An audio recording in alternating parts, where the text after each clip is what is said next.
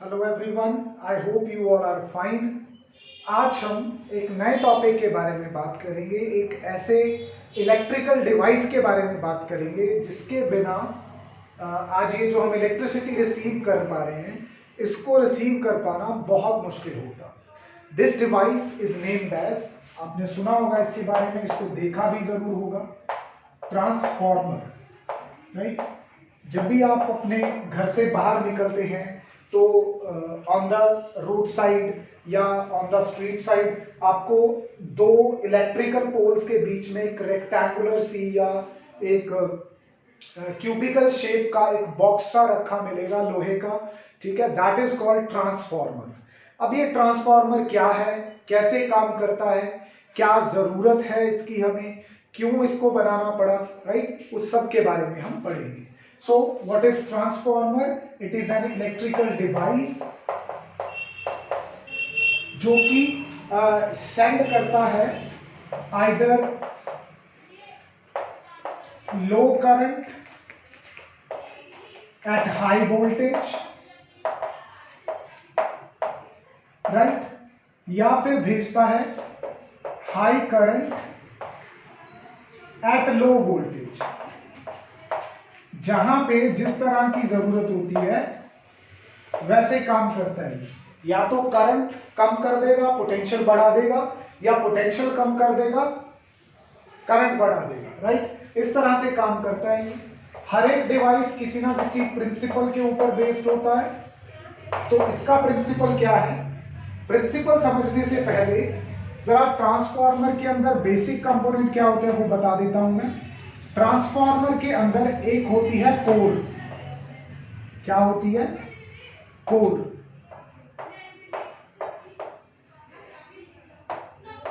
Core बनी किसकी होती है? सॉफ्ट आयरन की।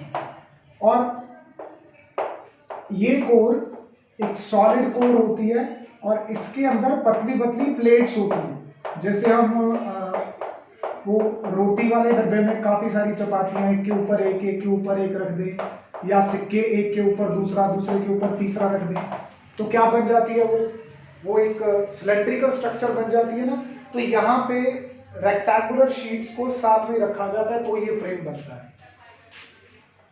इसके एक तरफ इंसुलेटेड कॉपर वायर लपेटी जाती है, इसको बोलते हैं प्राइमरी। यहां से इसको क्या देते हैं? इनपुट। इनपुट मतलब इसको पोटेंशियल या करंट देते हैं। और कौन सा पोटेंशियल या करंट? एसी। ये मैं आगे जाके एक्सप्लेन करूंगा कि ट्रांसफार्मर डीसी के साथ काम नहीं करते, सिर्फ किसके साथ काम करते हैं? एसी के साथ। फिर ये आउटपुट है, इसको बोलते हैं सेकेंडरी। यहां से हम आउटपुट लेते हैं। अच्छा, एक ट्रांसफार्मर की सबसे इंपॉर्टेंट चीज क्या है कि इसमें ये जो कॉपर वाइंडिंग आपने की है, इसकी नंबर ऑफ टर्न्स कितनी है। जैसे सपोज करो कि इनपुट में मैंने नंबर ऑफ टर्न्स डाली है एनपी, 5, 10, 15, पता नहीं कितनी है। सेकेंडरी में नंबर ऑफ टर्न्स डाली है मैंने एनएस। तो ट्रांसफार्मर ना बेसिकली हमारे पास दो तरह का होता है। एक तो ऐसा जिसके अंदर, जस्ट ट्रांसफार्मर, एक तो ऐसा ट्रांसफार्मर जिसमें प्राइमरी में नंबर ऑफ टर्न्स ज्यादा है और सेकेंडरी में नंबर ऑफ टर्न्स कम है। इसको बोलते हैं स्टेप डाउन। क्या बोलते हैं? Step down transformer. Step down transformer का मतलब होता है जो वोल्टेज को कम कर दे और करंट को बढ़ा दे। ठीक है, वोल्टेज को क्या कर दे? कम कर दे और करंट को बढ़ा दे, यानी कि high current at low voltage वाला स्टेप। ये कौन सा होता है ट्रांसफार्मर? स्टेप डाउन, वोल्टेज को कम कर देता है। और दूसरी टाइप है, अगर नंबर ऑफ टर्न्स प्राइमरी में कम है और सेकेंडरी में ज्यादा है तो ये पोटेंशियल को बढ़ा देता होता है, इसको स्टेप अप बोल देता है। पर ये तो मैंने आपको ऐसे वर्बली बता दिया बिना कुछ प्रूव करे। अब ये कैसे कहेंगे कि ऐसा सच में होता है? तो प्रिंसिपल इसका क्या है? The principle of transformer is electromagnetic induction. क्या है? Electromagnetic induction, right. मतलब अगर दो कॉइल्स ऐसे साथ साथ पड़ी हैं तो सेकेंड कॉइल में एक ईएमएफ पैदा किया जा सकता है। कैसे? फर्स्ट कॉइल में करंट को चेंज करके। And EMF can be induced in the secondary coil by changing current in the primary coil, right. अब ये काम कैसे करता है? इसके लिए आपको सपोज करना होगा कि आपको स्टेप अप की डिस्कशन करनी है या स्टेप डाउन की, ठीक है। अब सपोज करो मैं स्टेप अप की करता हूं। मैंने वैसे यहाँ पे बनाया भी स्टेप अप है। क्यों? मैंने इसमें 1-2 टर्न्स दिखाई हैं, इसमें मैंने 1-2-3 टर्न्स दिखाई हैं, राइट। तो अगर मैंने इसमें सेकेंडरी में ज्यादा नंबर ऑफ टर्न्स दिखाई हैं तो ये स्टेप अप है, ये बढ़ाएगा पोटेंशियल को। वो कैसे पॉसिबल है कि जब इनपुट कॉइल को, प्राइमरी कॉइल को कोई ना कोई एसी सप्लाई करते हैं, यहाँ पे अल्टरनेटिंग करंट सप्लाई करते हैं, तो ये क्या जनरेट करता है? कोई ना कोई ईएमएफ जनरेट करता है, कोई ना कोई फ्लक्स क्या पैदा करता है अपने अंदर। वो कितनी होती है? इस एक्सप्रेशन के according E1 is equal to -N1 number of turn जितनी उसमें है d∅dt। अब ये जो फ्लक्स इसके अंदर पैदा होंगी, ठीक है, ये फ्लक्स आगे जाके किसको लिंक करेंगी? सेकेंडरी को, उसको अप्रोच करेंगी। तो सेकेंडरी के साथ जैसी वेरिएबल फ्लक्स पहुंचेगी तो वहां पे भी एक ईएमएफ जनरेट हो जाएगा। वो ईएमएफ कितना होगा? उसकी नंबर ऑफ टर्न्स पे डिपेंड करेगा और उसके साथ rate of change of flux क्या होगा इस पे डिपेंड करेगा। अगर यहाँ पे देखें दोनों को डिवाइड कर दें तो EP/ES जो है ये तो कट जाएंगे, नेगेटिव भी कट जाएगा, NP/NS के बराबर आ जाएगा। यहां से पता क्या चलता है? यहां से ये पता चलता है कि जो ईएमएफ है वो नंबर ऑफ टर्न्स के डायरेक्टली प्रोपोर्शनल है। अगर ये नंबर ऑफ टर्न्स के डायरेक्टली प्रोपोर्शनल है तो इसका मतलब ये है कि अगर सेकेंडरी में मुझे ज्यादा आउटपुट चाहिए तो मैं उसमें ज्यादा नंबर ऑफ टर्न्स बना दूंगा। अगर मुझे सेकेंडरी में कम आउटपुट चाहिए इनपुट से तो मैं वहां पे कम नंबर ऑफ टर्न्स बनाऊंगा। किसके कंपैरिजन में? प्राइमरी के कंपैरिजन में। तो ये बड़ा क्लियर है कि इस वे से इसकी वर्किंग होती है। तो EMF across primary and secondary is related to number of turns in primary and secondary just like this. EP/ES is equal to NP/NS। अब हम एक बात मान लेते हैं यहाँ पे कि जो ट्रांसफॉर्मर है उसके अंदर जो जितनी इनपुट पावर आप दे रहे हैं आउटपुट पे आपको इक्वल पावर मिल रही है, ठीक है। तो law of conservation of energy की बात करें, इनपुट पावर आउटपुट पावर के बराबर होनी चाहिए। अब पावर किसके इक्वल होती है? Input potential into input current, that is primary potential and primary current. और सेकेंडरी पे आपको कितना पोटेंशियल मिल रहा है? ES, और करंट कितना मिल रहा है? IS। और मान लेते हैं कि हमने यहाँ पे कोई डिवाइस कनेक्ट नहीं किया है, मतलब इससे कोई भी करंट ड्रॉ नहीं किया जा रहा है। तो अगर ये इक्वल है, यहां से अच्छा एक काम कर सकता हूं, क्या मैं इसको ES/EP और यहाँ पे NS/NP लिख सकता हूं? इसका एक रीजन है, थोड़ी देर बाद एक्सप्लेन हो जाएगा। तो वैसे ही यहाँ पे ES/EP आ जाता है IP/IS। यहां से भी क्लियर हो जाता है कि जो EMF को इनवर्सली प्रोपोर्शनल टू क्या है? करंट है। जो कि मैंने शुरू में आपको कहा था कि या तो अगर करंट लो चाहिए तो पोटेंशियल हाई होगा, इनवर्सली प्रोपोर्शनल, और अगर हाई करंट चाहिए तो वोल्टेज क्या होगी? लो। अगर इन दोनों एक्सप्रेशंस को कंबाइन करें, हम इन दोनों एक्सप्रेशंस को कंबाइन करें तो लास्ट रिजल्ट क्या बनता है? ES/EP is equal to NS/NP is equal to IP/IS। तो ये जो रिलेशन है दिस इज हाईली इंपॉर्टेंट। और NS/NP जो होता है, number of turns in the secondary to the number of turns in the primary, ये K के बराबर होता है। K क्या है यहाँ पे? K is transformer ratio. क्या है? Ratio of number of turns in the secondary to the number of turns in the primary. Obviously अगर K की वैल्यू ग्रेटर देन 1 है उसका मतलब सेकेंडरी में नंबर ऑफ टर्न्स ज्यादा है प्राइमरी में नंबर ऑफ टर्न्स कम है, तो ये कौन सा ट्रांसफार्मर होगा? Step up. अगर K की वैल्यू लेस देन 1 है तो इसका मतलब ये है कि number of turns in secondary are less and number of turns in primary are more, which means ये कौन सा ट्रांसफार्मर है? Step down transformer, right. But एक बात है कि हमने यहाँ पे इनपुट पावर को आउटपुट पावर के इक्वल रखा है। क्या ये हर बार सच होगा? नहीं। जब मैं किसी ट्रांसफार्मर के नियर बाय से पास करता हूं तो वहां पे एक तो मुझे आवाज सुनाई देती है हमेशा में, ठीक है। फिर मैं देखता हूं कि थोड़ी थोड़ी स्पार्किंग भी हो रही होती है। स्पार्किंग के साथ साथ मैं देखता हूं कि वहां पे हीट की प्रोडक्शन भी होती है, राइट। अगर वहां पे ये सब हो रहा है, इसका मतलब there are some energy losses.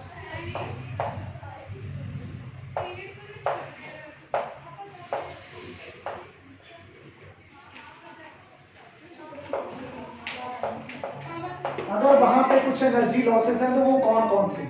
देखो लिस्ट बनाता हूं, यहां से क्वेश्चन पक्का आएगा। पहला जो एनर्जी लॉस है वो है कॉपर लॉस। कॉपर लॉस का मतलब क्या है? यहां पे आपने वाइंडिंग करने के लिए प्राइमरी और सेकेंडरी की क्या यूज किया? कॉपर।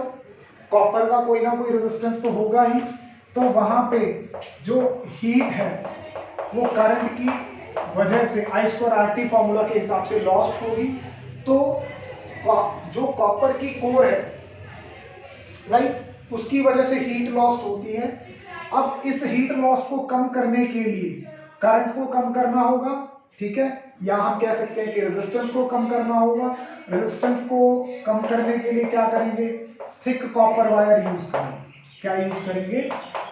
तो you can see in any transformer कि जो सेकेंडरी कॉइल होगी, सेकेंडरी कॉइल की जो कॉपर वायर है वो हमेशा मोटी कॉपर वायर यूज करेंगे, ठीक है। दूसरा लॉस है eddy current loss. Eddy current loss में क्या होता है?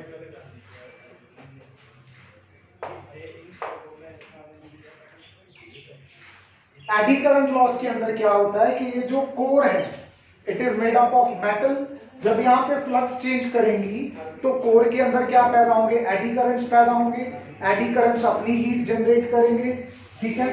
तो ये भी हीट लॉस की कैटेगरी में आ गया। इसको खत्म करने के लिए क्या यूज करेंगे? लैमिनेटेड थिन आयरन कोर, ठीक है। पतली पतली शीट्स बना के फिर कोर बनाते हैं, ये तो हमने पीछे भी डिस्कस किया था। तीसरा आ जाता है हिस्टैरिसीस लॉस।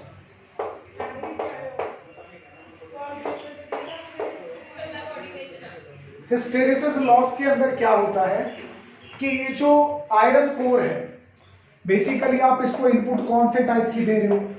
आप इसको इनपुट दे रहे हो एसी। इसमें ये पॉजिटिव साइकिल, ये नेगेटिव साइकिल, ये पॉजिटिव साइकिल, ये नेगेटिव साइकिल। इसका मतलब अगर एक साइकिल उसको मैग्नेटाइज करेगा कोर को, तो दूसरा साइकिल उसको क्या कर देगा? डीमैग्नेटाइज कर देगा। तीसरा साइकिल फिर से मैग्नेटाइज, फिर से डीमैग्नेटाइज। तो जब ये कॉन्टिन्यूअस मैग्नेटाइजेशन एंड डीमैग्नेटाइजेशन का काम होता है, तो एनर्जी जो होती है एवरी साइकिल में हीट की फॉर्म में होती है, right. AC circuit, AC alternating current या वोल्टेज जो इसकी मैग्नेटाइजेशन या डीमैग्नेटाइजेशन का काम करता है, उसमें कुछ एनर्जी लॉस करवाता है हीट की फॉर्म में, ठीक है। इसका इलाज क्या है? ऐसा मटेरियल यूज करना जिसकी हिस्टैरिसीस लूप क्या हो? नैरो। क्योंकि ये लास्ट ईयर हमने +1 में भी पढ़ा था कि जैसे रबर के केस में जो हिस्टैरिसीस लूप होती है, जितनी वो ज्यादा बड़ी होती है उतना एनर्जी लॉस होता है। तो हिस्टैरिसीस लूप का एरिया क्या बताता है आपको? Energy loss, right. इसके अलावा नेक्स्ट लॉस कौन सा है? Flux loss. फ्लक्स लॉस के अंदर क्या होता है, जितनी फ्लक्स प्राइमरी कॉइल में पैदा हो रही है, अगर वो सारी की सारी सेकेंडरी में ना जाए, कुछ फ्लक्स हवा में ही वापस आ जाए यहां से सेकेंडरी को बिना मिले, ठीक है, तो इसको फ्लक्स लीकेज भी बोला जाता है। जब प्राइमरी द्वारा पैदा की गई सारी फ्लक्स सेकेंडरी तक नहीं पहुंचती हैं, तो हम बोलते हैं कि वहां पे फ्लक्स लीकेज हो रही है। इस फ्लक्स लीकेज को कम करने के लिए हमने एक नया मॉडल बनाया था ट्रांसफार्मर की कोर का, उसको बोलते हैं कॉमन कोर ट्रांसफार्मर। क्या बोलते हैं? Common core transformer. इस कॉमन कोर ट्रांसफार्मर में क्या होता है कि प्राइमरी कॉइल भी आप यहीं पे लपेटते हैं और सेकेंडरी कॉइल भी यहीं पे लपेटते हैं, राइट। तो जब प्राइमरी और सेकेंडरी आप कॉमन कोर पे लपेटोगे तो आपकी फ्लक्स लीकेज खत्म हो जाएगी, ठीक है। क्या यूज करते हैं यहां पे हम? Common core transformer, right. तो बेसिकली मैंने आपको यहाँ पे 1 2 3 4 टाइप के ट्रांसफार्मर लॉसेस बताए। वो लॉसेस किस फॉर्म में होते हैं और उनको ठीक करने का तरीका क्या है, उनको मिनिमाइज करने का तरीका क्या है, वो आपके सामने है, राइट। एग्जाम में यही पूछा जाता है कि लॉसेस कौन कौन से होते हैं, किस फॉर्म में होते हैं और उनको कम कैसे करें, राइट। ये सब चीजें हैं। तो इस तरह ये सारे लॉसेस आपने देखे। एक होता है हमिंग लॉस।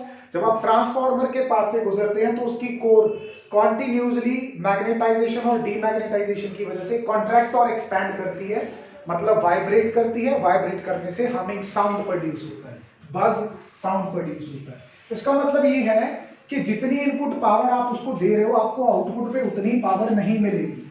तो यहाँ पे बहुत इंपॉर्टेंट हो जाता है क्या डिफाइन करना? एफिशिएंसी डिफाइन करना। एफिशिएंसी क्या होती है? एफिशिएंसी माने आपने उसको कितनी इनपुट दी और आपको कितनी आउटपुट मिली। Output power by input power, ठीक है। एफिशिएंसी का सिंबल ईटा। आउटपुट पावर आपको मिल रही थी ES into IS, secondary voltage into secondary current, primary voltage into primary current, right. किसी भी ट्रांसफार्मर की एफिशिएंसी 100% नहीं पॉसिबल है। हालांकि हमने ऐसे ट्रांसफार्मर बना लिए हैं जो 95 से 99% तक हमें एफिशिएंसी दे सकते हैं, पर 100% नहीं, ठीक है। एनर्जी लॉसेस होना वहां पे लाजमी है, right. This is all for today, thank you.